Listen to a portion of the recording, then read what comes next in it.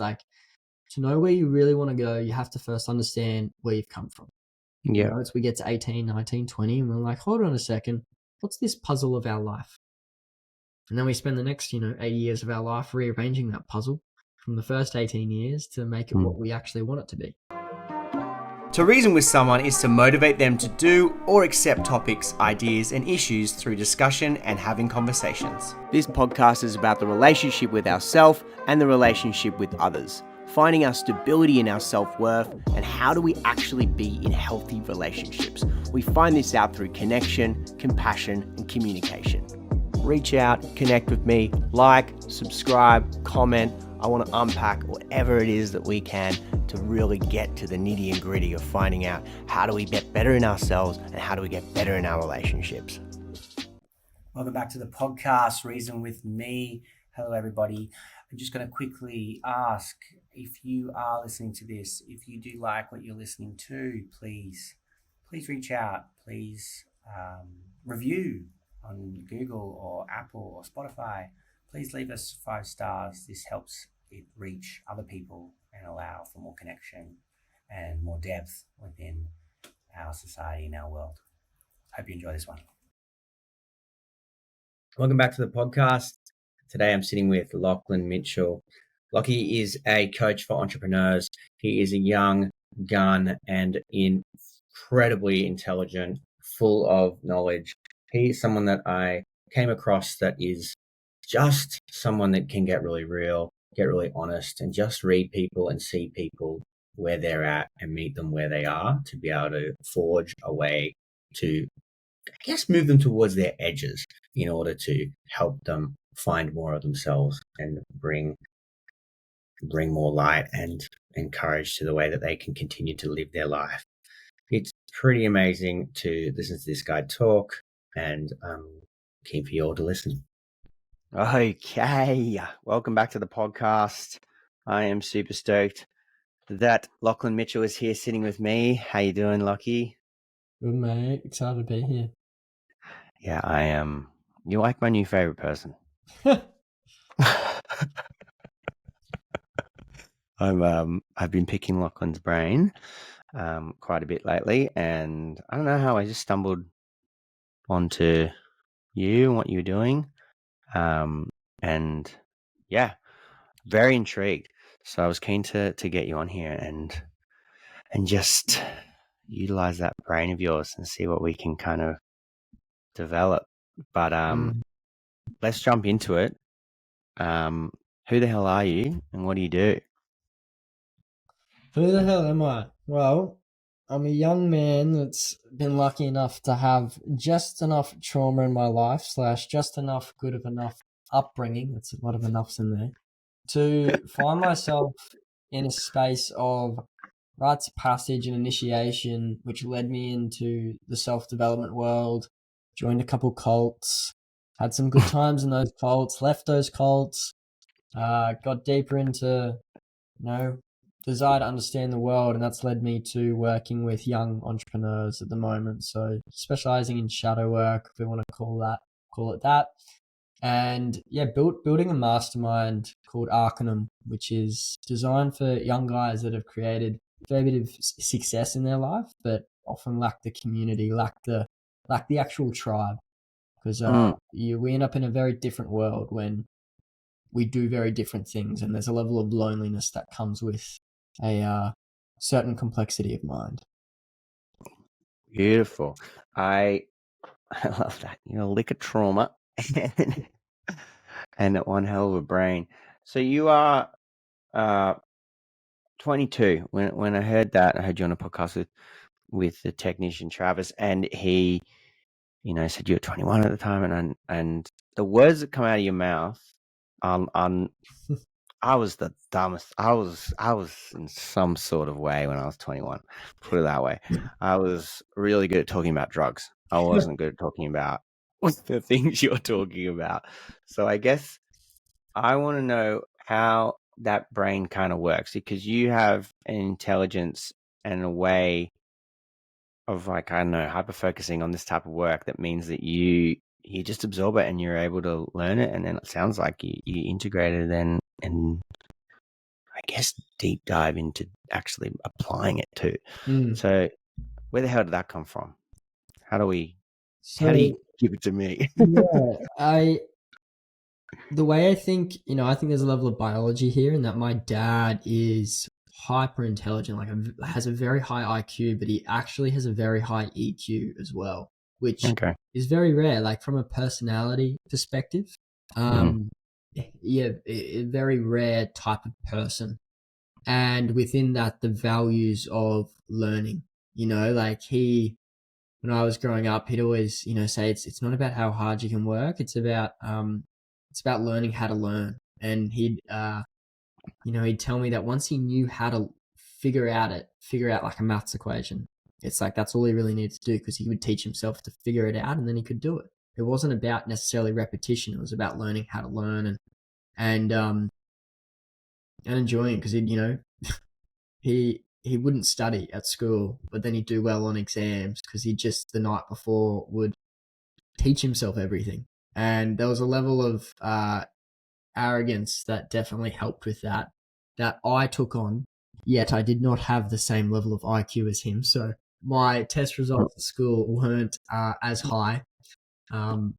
So in terms of me, it was natural curiosity. I'm a very curious person. I'm high in openness, and that led me down a path of why am I the way I am?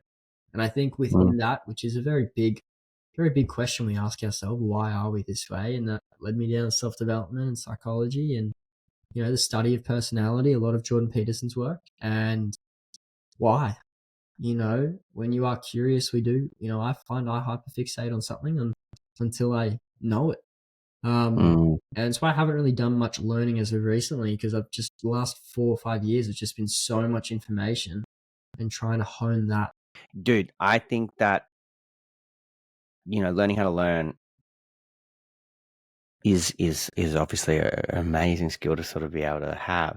And then you tweaking it into the ways that you want to develop within yourself. Like, I think it's like such a divine intervention of going about it. It's like, because you could learn about so many things, but instead you're going to learn about you and then learn about how you develop you, which then, if you want to go and learn about, I don't know, speaking Spanish, you can, because you understand you in a way that's going to be able to understand how you're going to learn and understand how you're going to then operate and when you're going to be in the best space or, times or all that things, so that you can optimize that learning. Does that make sense? Like, I think that's really cool. And yeah, I mean, obviously the curiosity is huge, but sounds like it comes with a lot of passion as well. Yeah, well, it comes from a place of not understanding who I was and not fitting in at school. And I was a high performance gymnast growing up, so I spent half my life in the gym training and not fitting in at gym. And all of a sudden, it's like you got a 12, 13-year-old kid that doesn't seem to fit in around a lot of people. And there will probably be a fairly big desire to understand why. And that definitely pushed me into, why is this person like this? Why is this person a dickhead? Why is he a wanker? Why does this guy pick on me all the time? So it's natural curiosity driven from a desire to just know, because when we know, we have control. When we know, there's a level of certainty and clarity and understanding, and I think that's what I lacked a lot of, and that's the away from and the towards motivator. Okay, so the path was to discover more so that you could see, as opposed to like, this is scary, I need to hide. Yeah, because I did have the foundation of safety. I had a foundation of safety with mum and dad and home, which created the space to be more curious versus more afraid. Like there was still fear and there was still insecurity and whatnot, and still loneliness and lack, but there was still a foundation, there was still a net. So I'd love to explore, like, if you're a high performing gymnast and that was your life, firstly, how long was it your life? Like properly from like grade 5 to like grade in grade 11. So, you know, it was a solid seven-ish years of Yeah. 20 hours a week plus of training. Right. And I know that was because your parents owned or ran the No, like they ran gymnastics clubs. They ran gymnastics clubs ran. for women. Right. But I actually went to another one in Brisbane, Right. called Brisbane Grammar School hmm Gymnastics, hmm where I trained there. So you were probably in the gyms before you were training in the gyms as well. Oh, absolutely! Like I was running around in nappies in the gyms. Yeah, right. So I guess my question is like, discipline's a big forefront of that space Mm. to be able to get to a place of 20 hours a week. So yeah, how does that match up maybe with more what you know now? Because it wouldn't have been any different to what you knew at the time. Mm. But discipline versus safety. I think for me, it's like it wasn't necessarily discipline. It was more that's just what it was. Like that is what life was. It wasn't like, Yeah, oh, I need to work hard today. I need to train. It's like, no, I just go to gym. I go that's to what you knew. train. It was like waking up. It was like brushing your teeth. It's just something you did. hmm Because I don't Right. necessarily think I'm a super disciplined person. I consequently, I think I'm more of a how can I do this in the most effective and efficient way with the least amount of effort? Yeah, optimizing, right? Yeah. So I guess that that was all you knew. Was it ever at the expense? I mean, looking back now, was it ever at the expense of, I guess, your own, other needs? You're doing 20 hours a week. There's a lot of focus on you and performance. How did the emotional space get met? Yeah, it's an interesting one. Like in reflection, I obviously in the moment as a kid, We don't know, I didn't know. of course. But in terms of the emotional, like those unmet emotional needs, it was like foregoing, I guess, a normal childhood. Like when you Yeah. put in that much hours and time, you miss out on doing a lot of the things the other kids at school did. Now, like I still played other sports. I was still when I did soccer and rugby, and I still got to experience that. But like I recognized that I was probably quite high in the schema of social isolation because I felt so different from other people. Yeah. And even though I did do the stuff everyone else did, there was still the belief of like, oh no, I'm different. Like I do different things. It wasn't a choice. Just that was what it was. So yeah, in terms of those unmet needs, probably acceptance being like the highest part there because, in reflection of my slightly autistic traits, it was wearing the mask and being friends with everybody, but not really having a solid friend group. Like I had a couple guys that I was really good mates with from a young age, but they would still stay with their one friend group and I'd be friends with the one or two guys within that. Yeah. And then it wasn't until I was in grade 10 and I met another guy who was also socially awkward. And then me and him became good mates because we're both socially awkward. So we just stay together. Yeah. But yeah, definitely a level of acceptance because, social hierarchies and friend groups and school is realistically just another tribal parallel of these are the groups, these are where we stay safe, this is where we get acceptance and validation, have our needs met. So yeah. Yeah, so it's an interesting space to be in that social isolation, kind of like looking from the outside in and then figuring out which is the ultimate kind of like attachment is like, how am I going to belong? So, you mentioned masks and what that kind of experience was like looking back now, but how, I mean, you specialize in shadow work. How did you fall into being able to, move towards that? And then how did that be a part of, rediscovering yourself or kind of aligning to step back into who you are now in that, probably less socially isolated and way more like incredibly unique and that being you, right? So it would have started in grade 10. I went on a 3-week rites of passage immersion program. So Can I spent you 3 just weeks. quickly explain what like a rites of passage Yeah. is? So a rite of passage is a like a significant event that young men, young women, anyone can go through, right? And it's an event, it's an ordeal. It's very much a hero's journey. Um, hero's journey, Joseph Campbell, uh, where you go through an ordeal, and that ordeal elicits a change in the way that you see the world. And so for me, at 15 years old, I had to write a philosophy about life. I had to reflect on self-image. I had to reflect on community. I had to reflect on the challenges and the trials and tribulations and who I was. So over those 3 weeks, I had some phenomenal mentors. One of them who's still in my life, which is really cool.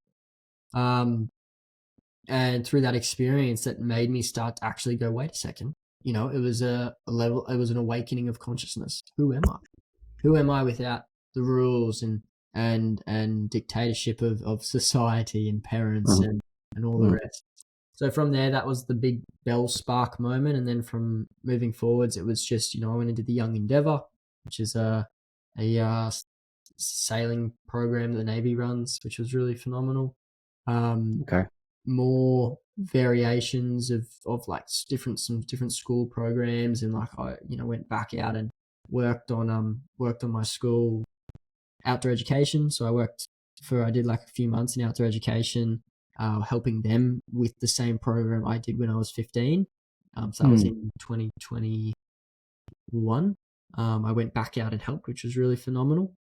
And got to experience that. And then that kind of led me into more of getting a coach, because I was working at a tech startup in sales, where there was really toxic environment, really toxic environment. I just need to watch what I say right now.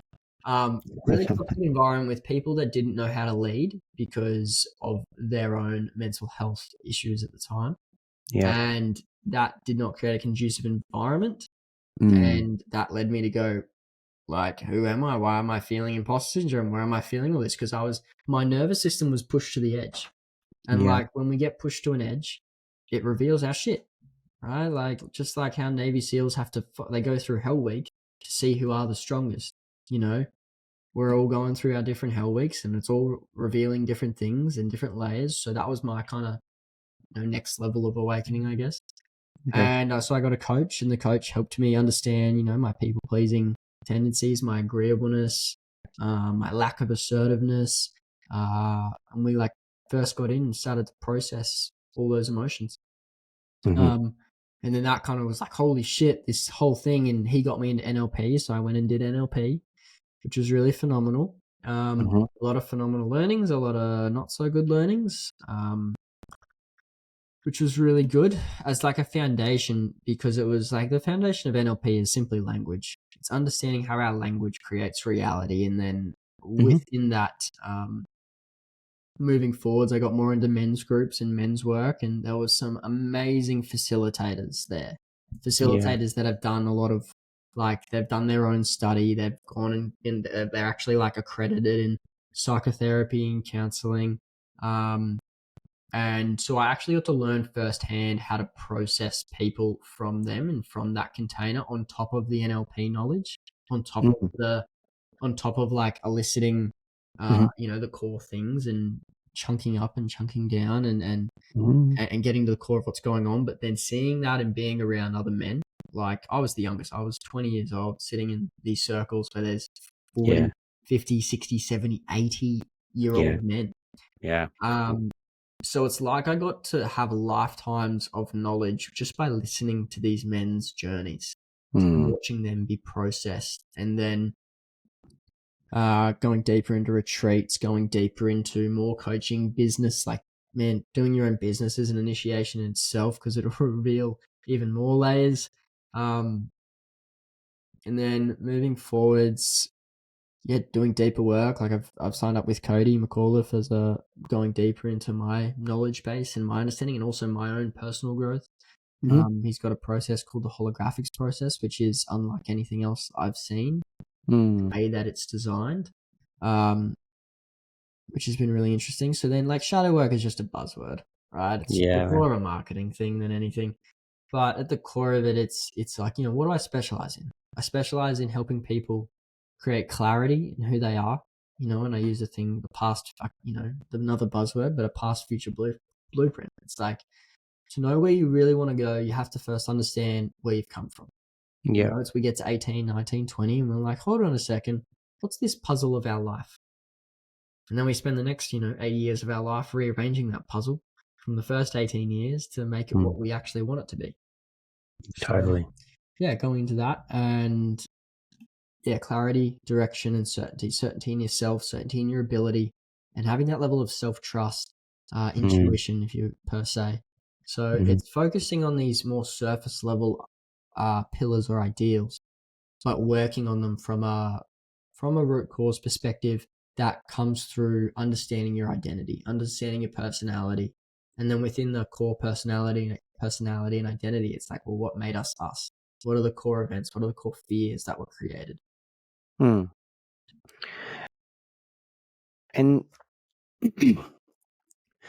let's say you start to do that, which is, really deep exploration, sort of critical thinking, very reflective, very top down, I guess, to start with, which, people say body, and I say, well, the mind needs to understand too. So I think they're both of value, hence we have both of them. But you say you've been a part of a lot of men's groups and a part of a lot of that experience and getting to witness a lot of that stuff. So, I guess a lot of people reach out to me and, have an expectation around some certain things around the work and what the work means or whatever. And I just curious around, like, obviously we could talk about this for a long time, but you said people process. What does that mean? How would you define that, or what do you have an example of what that kind of looks like? I think from a system point of view, it's, psychotherapy is a word for it. Let's break it down. Let's put it into specific parts to better understand what's happening. Because when we can break it down into pieces that is comprehensible, we're creating a process of understanding. Right? Like I call my processes I do with my clients. It's a process. It's a journey. It's inner child work. It's a version of timeline therapy. So we're processing the events of childhood. And realistically, it's like all we're actually doing is we're changing the way that we perceive those past events. And we're creating a level of safety in our body, in our nervous system first, to understand that we've got everything we need. Because at the core of it, it's that we're already in perfect harmony. And the way that we create that harmony, and this is something Cody talks about, is that we understand that everything happened for a reason. And in order to create that deep level of acceptance, it's understanding what it gave us and what had to happen in order for us to create peace within ourselves. It's crazy to think like that, in the way that, I generally call it a lot with my clients, like a gift wrapped in shit. Yeah. When just recently I got a client that's unfortunately been, sexually abused as a young child, and the reality is that there's still a lot of fear around life and perpetrators and representations around that, and each moment where we gain just a little bit more, the gift isn't necessarily, obviously if we changed everything, it wouldn't happen. And we had the power to be able to go back and look at it. I'd rather just not have that happen, right? But when we start to break down little bits and pieces and be able to say, hey, I can potentially put this in a different kind of box to the one that it's in, and change the perspectives and kind of regain my power in that. Like that's the change, and that's this this cool ability. And I think that's kind of what you're talking about. It's like this new way of looking at it and understanding it means it's gonna, that puzzle that maybe, like, if you're colorblind, you didn't actually see what the box on the puzzle looked like, and start to really give yourself color back and be able to say, this is what it all means, and these are the puzzle pieces that haven't made much sense before. Now they can then build around that. I like that because it is a tough one to kind of understand, as everything happens for a reason. Or at least look at what can happen, which is out of our control, and some of those horrific things that do happen in the world as people sort of experience them. So yeah, I mean, in that sense, how do you get someone to a place where everything happened for a reason that's going to be able to take you to a next level if we look at it differently? The first thing is actually framing the journey. It's like, hey, listen, this is what the journey's going to be like. And I need you to understand that it's going to be a lot of fun, and you're going to have challenges, and you can be okay with having the challenges, because no matter how much work we're going to do, there'll still be things that will come up, and that's part of the work. The work here is to help you be able to process these things by yourself, to give you the set of tools and the skills to know that once we process these core things, there will still be triggers in everyday life, and you just get to know that it'll affect you less and less. What used to be at an 8, that fear of judgment or that fear of failing or whatnot, that's at an 8 or a 9 out of 10.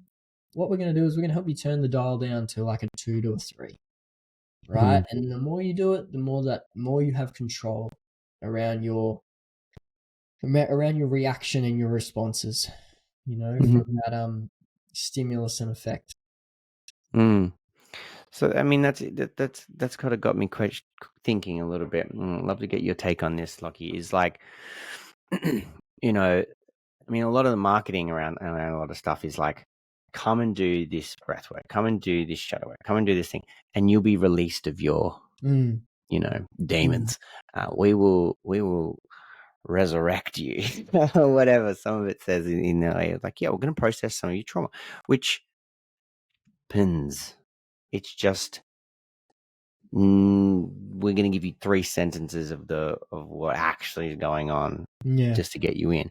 So I guess can you speak more to like, this is why people don't just do one breathwork. They end up keep coming back to breathwork. They keep coming back to men's group because, as you said, is that part of the process of getting someone from an 8 to a 3? It's not like you'll become an 8 to a 3 in a 30-minute conversation.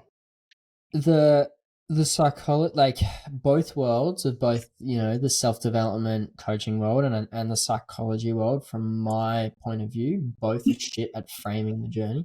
Like both there's a lack of understanding of what the process will actually be, and that, hey, this isn't a 3-month program or a fucking 6-month. It's like, this is the next 10, 20, 30 years of your life. Right? Yeah. But what we're doing now is prepping you for that. So in terms of there's a lot of people that get addicted to self-development. They get addicted to doing the thing because, like, let's look at it from a human needs perspective, right?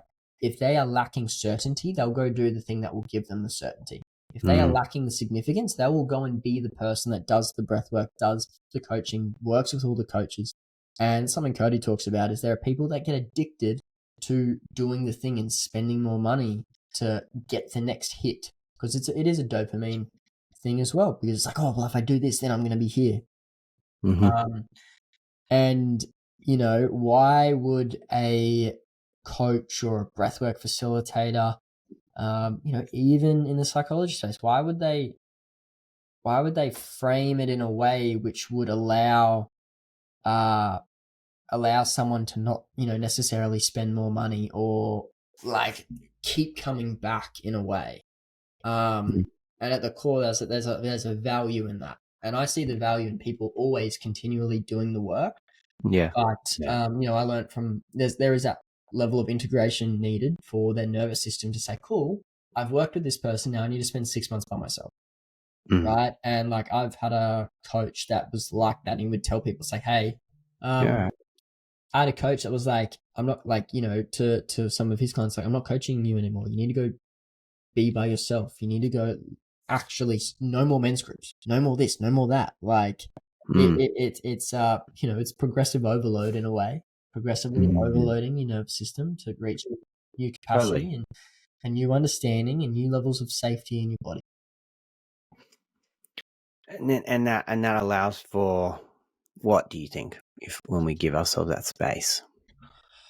it allows for evolution, allows for growth, in a high chunked way. But more specifically, like depending if someone actually has a set goal, mission, milestones that they want to hit, it's it's creating the space for them to go and do that versus staying in their current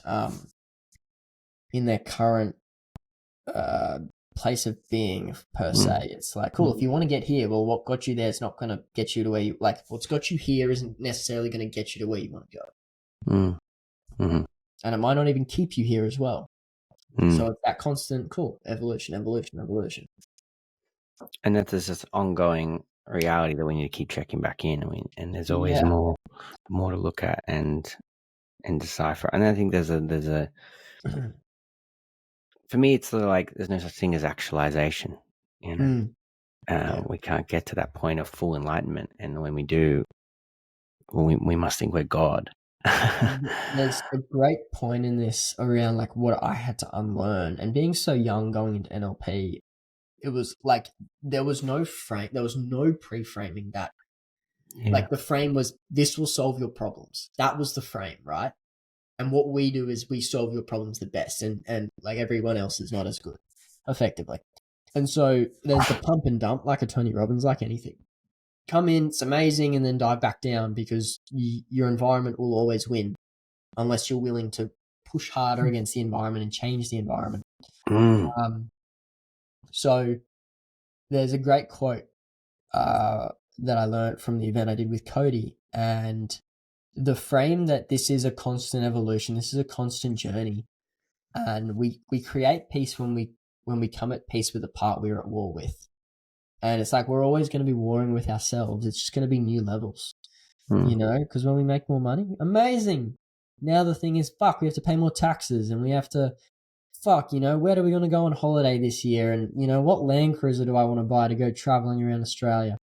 Oh no, I'm running out of fuel. Oh fuck, we're going to be stranded. It's like, we're going to find new challenges, and being okay with the fact that there's always going to be new challenges creates a level of equilibrium in our body. Let's mirror polyvagal theory, right? Like, how can we come back to a place where we are in a level of sympathetic regulation, that what once made us, feel overwhelmed and triggered, now is not going to make us feel overwhelmed and triggered. And we keep rinsing through it to be able to do it. I mean, that's a really powerful quote, and I think one that's a little bit more tame and probably rogue, I guess, is Theo Von, comedian. He's like, life just gives you more life. Yeah. You're going to get more life. And then just before you're feeling okay again, then bam, more life, And I think that's so true in that, I mean, it doesn't stop. No. It's constant. And who knows? Something that I've been really focusing on a lot,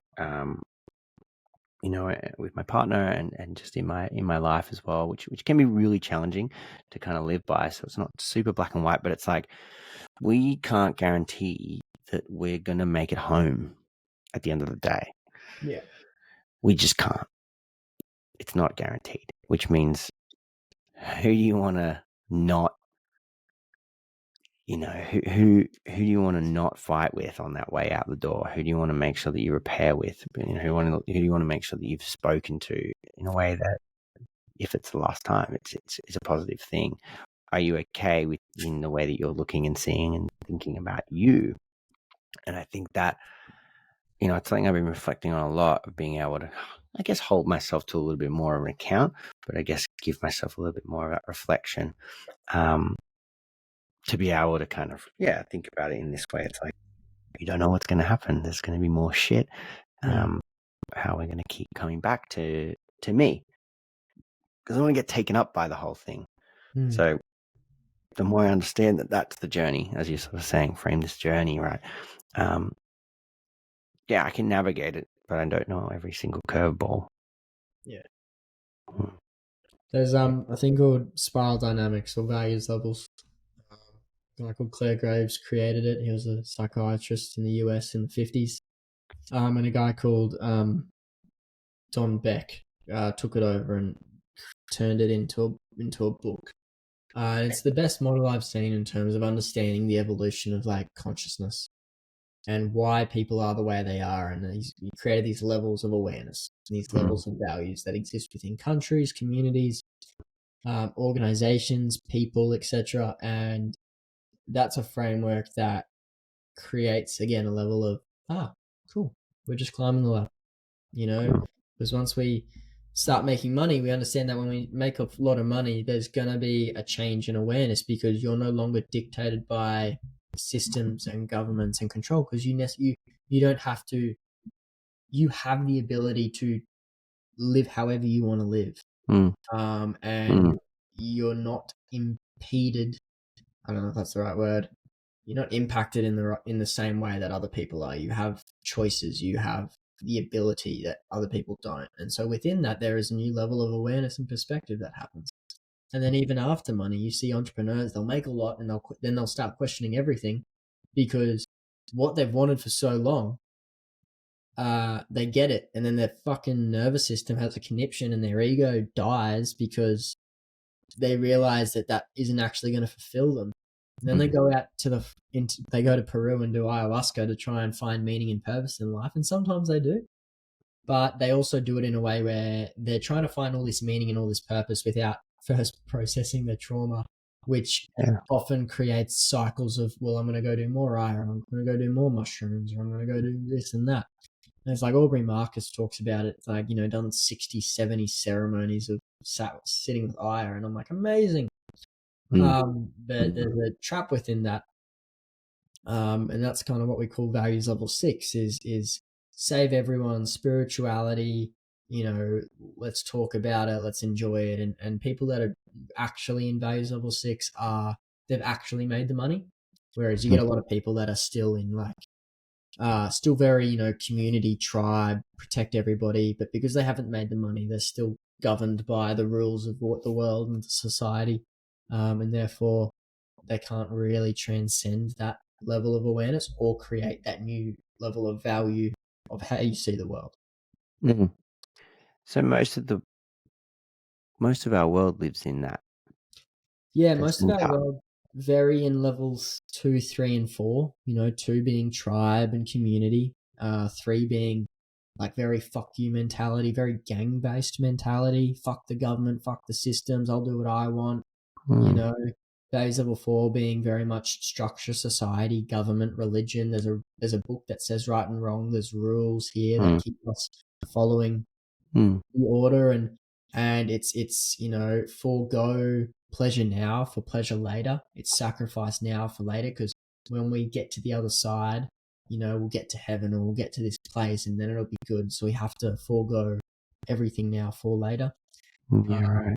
So what happened with COVID as well is that it sent the world back in consciousness, because we're at this place of safety, security, and control in primarily level 4 and 5, or mostly 4.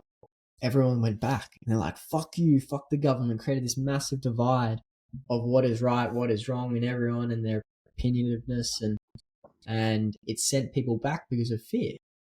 Control, we revert back to our most completed values level, which for most of us was 3 and 2. Safety, control. We lost a lot of the essence of community and togetherness, and reverted back. And this is a whole fucking, this topic is like so in depth. I like it. I'll send you some audios from the NLP. Yeah, do, man. It's really, really fascinating, because it's all just systems to me, right? We all just sort of our own little systems, and then there's systems, and there's systems within systems, and can get pretty complex. But the way to break free is it just money that then gives you space outside of it to be able to? Money gives you opportunity, but it doesn't give you the mental emotional release. Like it's you're still trapped by your own model of the world and your own fears, thoughts, and feelings. And at the end of the day, that's the thing that creates the physical response. And the way that we move throughout the world is we feel. So you can have all the money, but your 5 most common emotions you feel if the 5 most common emotions you feel every day are overwhelm, frustration, anxiety, shame, like then that's going to be your life regardless of how much money. And that's why I work with young guys that have already done pretty well, and they're like, oh fuck, what do I do now? Yeah, man. I mean, I think that's why it all comes back to self-worth and how we show up in the world, how we show up in relationships. And you're right, money definitely gives us an opportunity. But then, yeah, that opportunity kind of smacks you in the face and be like, oh, well, this didn't do it. What will do it, right? And I think that's where the most important work lies. Is yes, that it gives people opportunity to go and use some of that money to go and explore what's going to make me, and come back to how I view me and what I define success as, and how do I actually feel good about myself. And then essentially overall is how do I then show up and turn up in my relationships, which is, I think, the ultimate system, is the one that you create within your relational system, which again is so based on self-worth. If self-worth is solid, you're going to have really nice, mirrored, healthy, confident, harmonious relationships, because you both feel good within, and then that gets beautifully explored outside. But if you've got low self-worth, or one of you does, or both of you do, then it's insecurity, it's disharmony, it's ruptures, conflict that is unable to be repaired and unresolved. And this is why we kind of come back to like how I do good in me so I can show up. What do you think about that sort of thing in the relational sense of self-worth? Yeah, I think it's the foundation of like, if we were alone, we're by ourselves, like what else do we really have? So I think, about foundationally speaking, it's the relationship with others creates the way that we live life. So for sure, we're in regards to self-worth and self-image and self-identity, and then the way that all interrelates back to the way that we create communication and comprehension within our relationships. Like, what else do we have? Yeah. So, I mean, what do you think the common or most common themes are when you're working with people that come up? Obviously these people are entrepreneurs that they, on paper, let's say, they've got a lot. They are doing what a lot of people would want, for example, freedom, the ability to create their own lifestyle and do these sort of things. So, but what is that underlying thing that comes up for them? Is there a common theme? Is there? Yeah, so as of recently, like working with more younger guys that are generally already making money, like they're not necessarily in survival anymore. Whereas a lot of people who do therapy and whatnot are at some level are in a place of survival. Actually, that's a pretty big generalization I just made. It's survival and money. They don't necessarily have that same scarcity, which puts them in a different position. Often it's a position of fear of losing it. There's a fear of losing it. My main marketing side of things is, I help people become more assertive and less neurotic. So it's like, cool, how do we increase your confidence and your certainty in yourself and decrease the way that you respond, decrease the effect of negative emotions and how you respond to them. So that's more so like what the common thing is, like, well, I help you increase assertiveness, and they're often not feeling very assertive and not feeling very certain in who they are. And this shows up as being more agreeable in nature. So it's like, they're a bit more people pleasing. They say yes more than they should. And they know that if they just turned on their assertiveness by 10 to 20%, they'd close more deals. They'd waste less time because they're more transparent. They're more upfront. They're more authoritative, which all of this ties back into clarity, certainty, and direction within self. So what kind of comes up when that's lacking? Where does that generally stem from? What comes up when it's lacking? The clarity, certainty, and direction. If that's lost, why? Why are some of the reasons that kind of gets lost? Well, they're at a new, they've often these guys have worked really hard to get where they are, and they get there and they have these things and they realize that it doesn't actually fulfill them. Well, it doesn't, they're not getting what they thought they'd get. They don't get the hit of dopamine. They don't get that relief or that feeling of what is the term, fulfillment. They don't get the fulfillment. And so that level of questioning comes in. They're like, well, why do I feel like this? Well, I don't want to feel like this. Let's change that. So yeah, often it comes back like there's a level of judgment that comes up. I'm feeling judged by the world, judgment, fear of rejection as like more kind of surface interacted, like surface level thoughts, feelings that create the way that we live in the world. But like I've had young guys that are very self-aware, that have done some plant medicine and it's opened them up. And I'm like, whoa, man, let's bring you back down into your body first to actually experience the emotions instead of bypassing all these other layers of consciousness and just going to, I am a being of free spirit and nothing can hurt me or touch me. Yeah. You're still feeling anxiety, so there's definitely stuff going on here. So it's. I feel like I derailed your question a little bit there. No. I mean, I think you're right, and obviously I look at it in a, not just your niche, but across the board is people are getting lost because of, doubt, and judgment, and how they see themselves, and how that comes back to like whether or not the thing they've been focusing their time on is giving them fulfillment, and then realizing that it isn't, and then going, oh, fuck, what the hell do I do now? Which, as you said, it sort of can really put people on the back foot and go like, I don't know what or who or why I am and where to from here.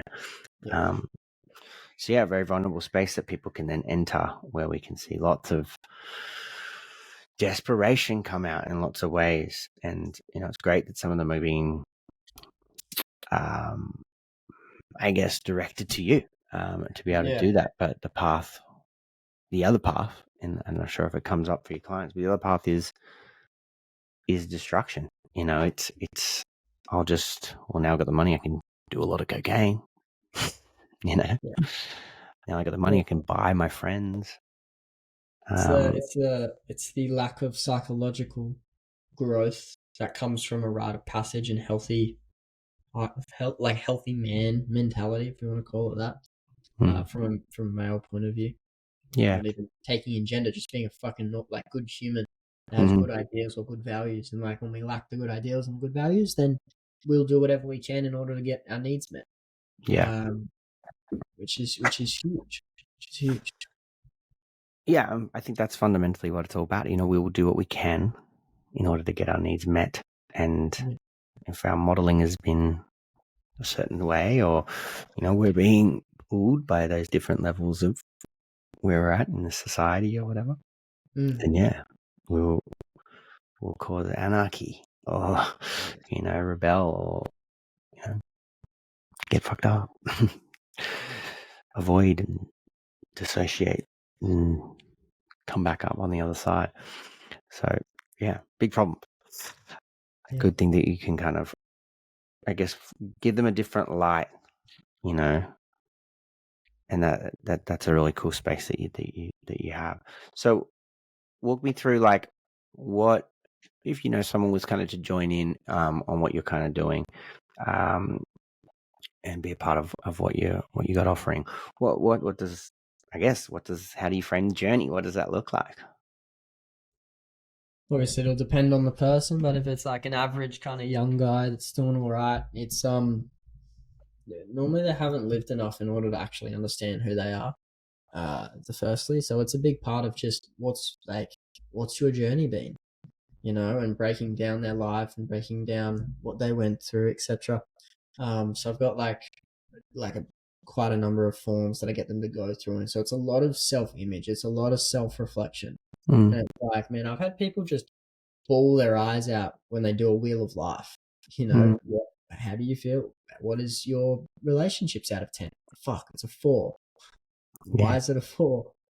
So it's actually just recognition. It's like, let's get fucking real about what your life actually is. Yeah, man. Right?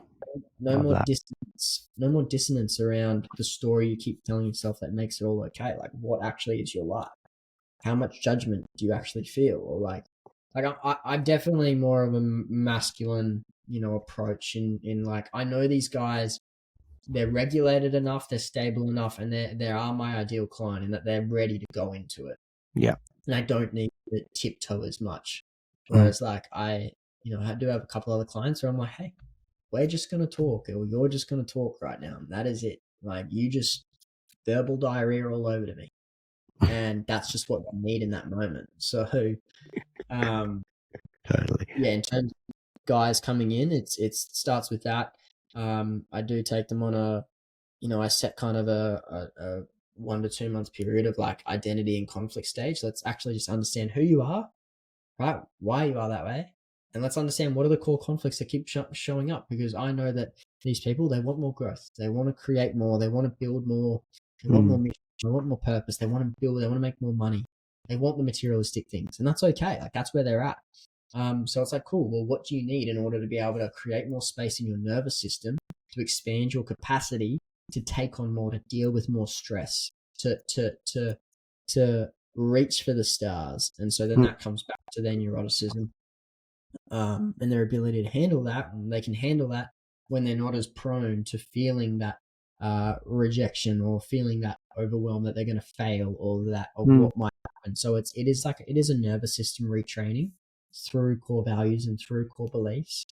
And I'll take them out into the bush for 4 days, and we'll do a deep dive where it's like, hey, listen, no phone for these 4 days, no nothing.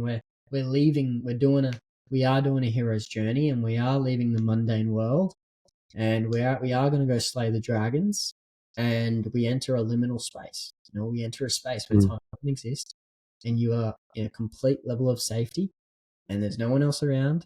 So that is space for these guys to actually drop in with themselves. We bring out the anger, and they do like a level of rage, and they let that rage come out, which has been sitting dormant for so long. And so therefore we do some somatic processes, or we might do a breath work. But within all of this, like, I'm there the entire time with them.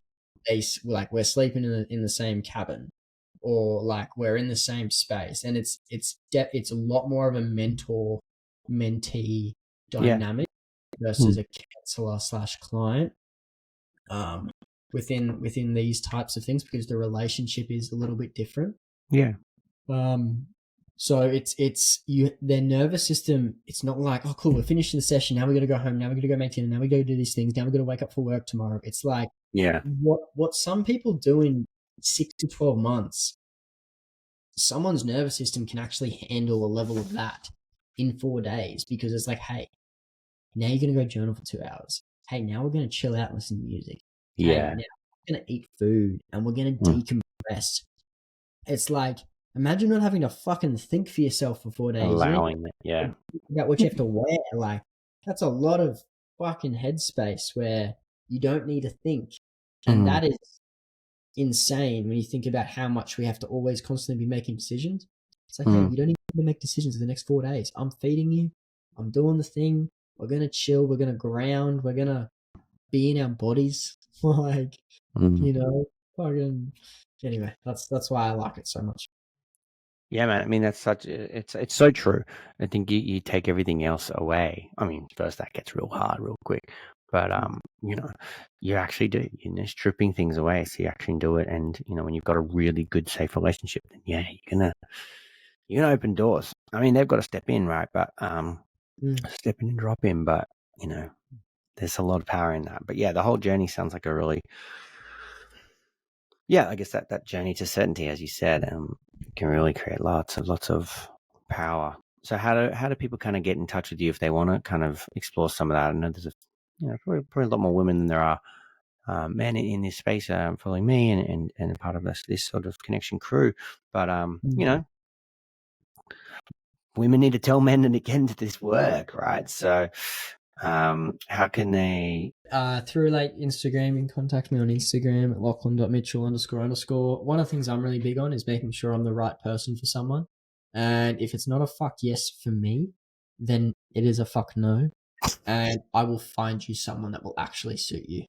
Yeah. Because there's no point in you working with a coach where you're going to have a level of resistance to going through it. And then especially when we bring in money into it, it's like, I do charge a fairly high price, right? And that's also why I work with entrepreneurs, because I know they can afford it and I know they can do it. And it's not actually a big hit for them. Whereas when we're taking in people's financial stability into place, like that's a whole different story of what someone needs. And like it often, half the time, people can go backwards because all of a sudden they're struggling to live because they've paid a coach $5,000 and now they got no money or something like that. Totally. So Totally. it's More risk, more expectation. Yeah. No, it's a really good point. And it helps you stay in your integrity and your accountability to be able to, make sure that you can serve. So I really appreciate that. And I know we've talked a lot about that. And I think, you're a gold standard to what we should be all looking to, and being able to really kind of look at like, how is this going to best support and the needs of the client, and what's going to be the best thing for them in order to help break through and get them. So yeah, you're doing it the way that others should be, looking to, which I think is super, super, super valuable. As I've told you many times. But look, man, I will put all of that up into the show notes and stuff like that, and obviously people can reach out to you. I'll be posting a little bit on it and whatnot. So I guess like for someone that's sort of starting out, right? Someone just starting to like, listen to some dude to talk to some other dude around, some of this stuff. And they're like, what the fuck were they really talking about just then? How? And, and they're intrigued, they're curious, just like you say, and they want to understand a little bit more. Where do they start? Where do they start? The core of all of this is actually just learning how to feel. Like, start to notice what your days actually are like. Like, actually just be like, cool, how many times did I have that shit thought? How many times did I feel overwhelmed? How many times did I feel anxious? How many times did I feel this thing? Go on your phone, create a new thing in notes, and be like, cool, how many times did I have the thought that I'm not good enough? How many times did I have that self-doubt come up? Write it down, and you'll actually see how big this plays in your life, right? The biggest thing is learning how to feel, because if we don't know how to feel, we try to intellectualize. And when we intellectualize, we dissociate and we actually don't move anywhere, because emotions, in more spiritual sense, emotions, it's all energy. And energetically, it's hard when you keep suppressing or intellectualizing instead of knowing what you need to feel to process it, because on the other side of overwhelm is love, or underneath the anger is sadness, and underneath the sadness is grief. And you're not going to embody it and feel it, and you're not going to be able to let go of the energetic charge that exists in your body without being able to first feel it and emotionally process it. Start with feeling. Well said, man. I think that's easier said than done, but I guess it's just being able to sort of like start tracking it and noticing. I still struggle with it. I mean, me too, man. Me too. But I think, coming back to we understand that this is where it can start. It means that we're not jumping steps ahead and, kind of undoing. Well, it's just not going to get to where we need to get it to. We can't skip steps in this way. We got to kind of feel. So I appreciate that. Look, it's been an honor to have you on. So many gems. Take the time to process and integration as needed. And if you're curious, obviously reach back out and deep dive into more of Lockie's work. It's pretty unreal what you can do, and I'm fucking keen to see what you keep doing. I always think by the time I'm 70, I'm gonna have this biggest brain in the world, and another person, I'm like, he's gonna have some shit to say when he's old. When he's 70. Oh wow. So hopefully we can. But thank you for joining me, ma'am. I hope you have a beautiful week, and speak again soon. No worries. Sounds like a plan, man. Thank you for having me on. You're welcome. Do you want to find out more about how therapy can help you kick some goals? Go check out findreasontherapy.com.au or the Find Reason Therapy Instagram page.